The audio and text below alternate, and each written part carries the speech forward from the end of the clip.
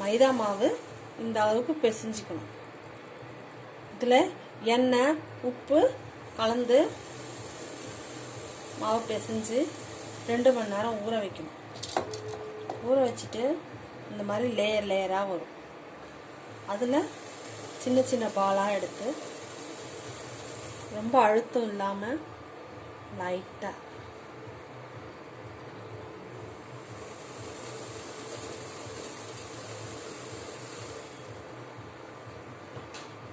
இந்த மாதிரி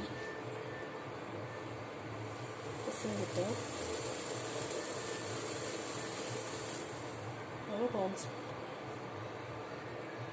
இன்னொரு பக்கம் தண்ணி கொதிக்க வச்சு அதில் பாகு ரெடி பண்ணணும்.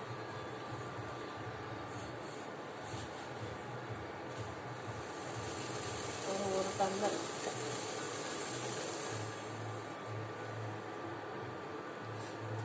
சர்க்கரை போட்டு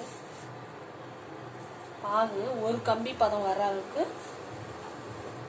பண்ணணும்.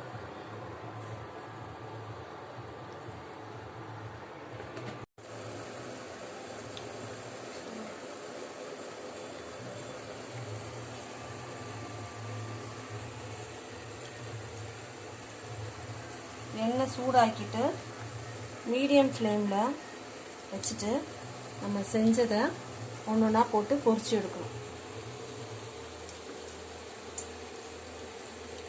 ஹை ஃப்ளேமில் வைக்கக்கூடாது.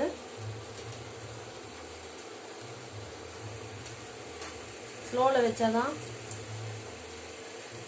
உள்ளெல்லாம் வேகும்.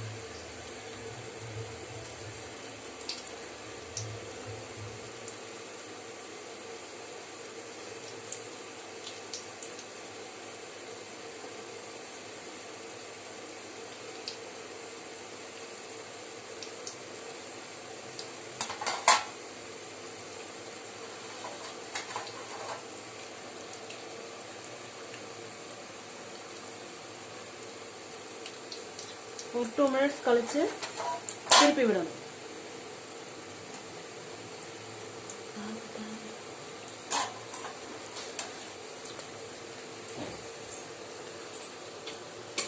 அதுக்குள்ள இங்க பாகு ரெடி ஆயிடுச்சு.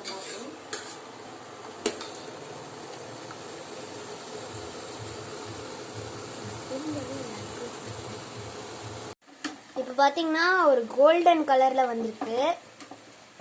இந்த டைம்ல எடுத்து சக்கரை பாகு வந்து சூடாதான் இருக்கணும். இப்ப பாத்தீங்கன்னா சக்கரை பாகுல போறோம். சக்கரை பாகு சூடாதான் இருக்கு. அப்படியே பொரிச்சு விட்டுறணும்.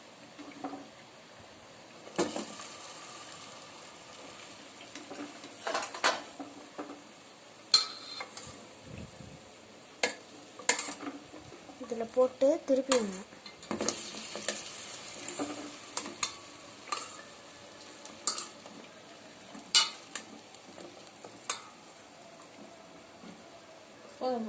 சும்மா ஊறணும். ஒரு 10 நிமிஷம் ஊறினா போதும், எடுத்துடலாம். இது நீங்கள் ஸ்வீட்டாக ஃப்ரிட்ஜில் வச்சா சாப்பிட்லாம், இல்லைன்னா அப்படியே சூடாக கூட சாப்பிட்லாம்.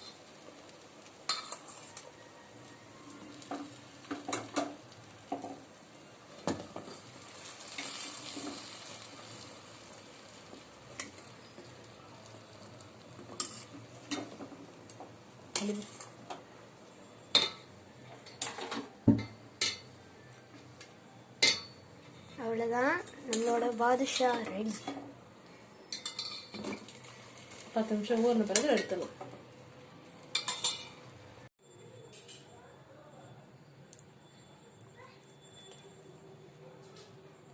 இதுதான் நம்மளோட பாதுஷா.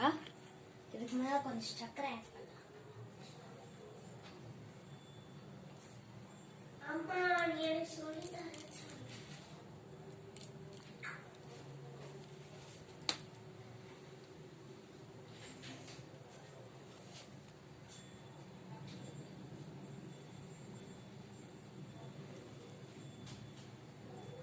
இது பாருங்க, நம்மளோட பாதுஷா நல்லா சாஃப்டா.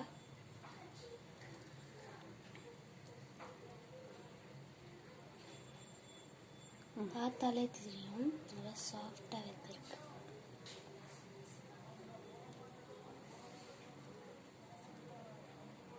இது இன்னும் கொஞ்சம் ட்ரை ஆகணும்.